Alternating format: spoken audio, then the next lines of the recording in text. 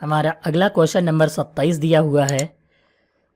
दो अंकों की संख्या के अंकों का गुणनफल जो है 18 दिया हुआ है और जब संख्या में 27 घटाया जाता है तो उसके स्थान जो है बदल जाते हैं।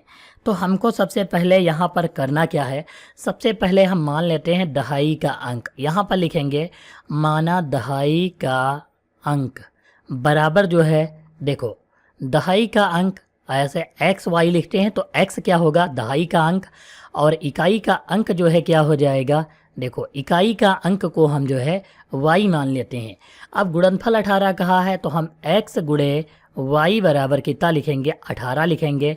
x को इधर रोक लेंगे तो ये y इसके बटे में पहुंच जाएगा, यानी 18 बटे y हो जाएगा। इसे समीकरण संख्या 1 मान लेंगे।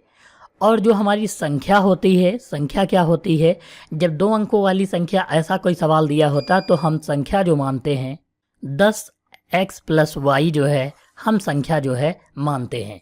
तो अब यहाँ पर कहा है जब संख्या में से 27 घटाया जाता है तो हमारी संख्या थी 10x प्लस वाई, इसमें से हम 27 अगर घटाएंगे तो अंकों के स्थान बदल जाते हैं, यानी कि 10y प्लस x हो जाता है। अब ये 27 माइनस का उधर जाएगा तो ये जो है ये दोनों पद इधर ले आएंगे, ये माइनस का उधर जाएगा तो प्लस का हो जाएगा। यानी यहाँ पर लिखेंगे, देखो 10x प्लस वाई पहले लिख लेते हैं ये वाला, और ये इधर आएगा ये वाले पद तो इधर माइनस के हो जाएंगे, 10y माइनस का और x भी माइनस का हो जाएगा। माइनस का 27 उधर जाएगा तो प्लस का 27 हो जाएगा। 10x से 1x घटाएंगे तो 9x हो जाएगा। 10y से 1y घटाएंगे तो 9y हो जाएगा और बराबर 27 लिख लेंगे।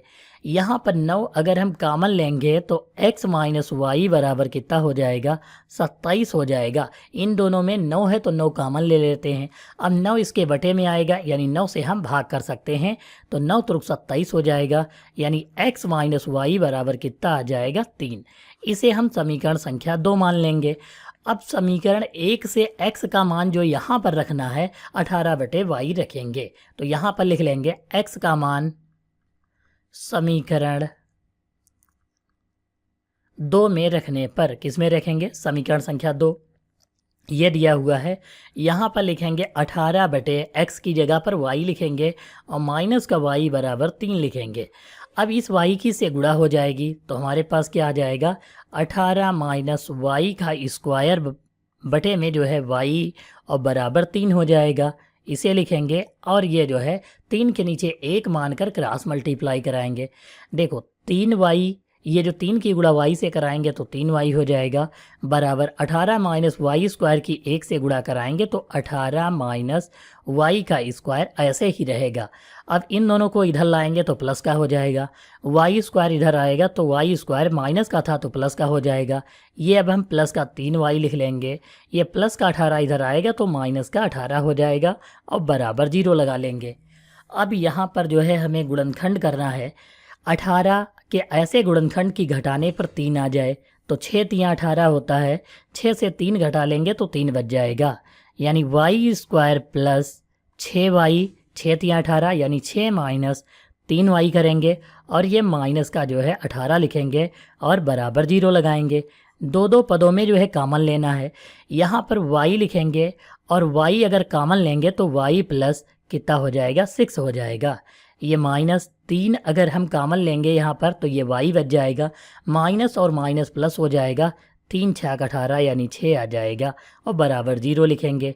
y प्लस 6 दोनों तरफ है तो इसको अगर हम कॉमन लेंगे तो ये y और माइनस 3 एक ब्रैकेट में बच जाएंगे, क्योंकि ये y प्लस 6 और y प्लस 6 कॉमन ले लिया।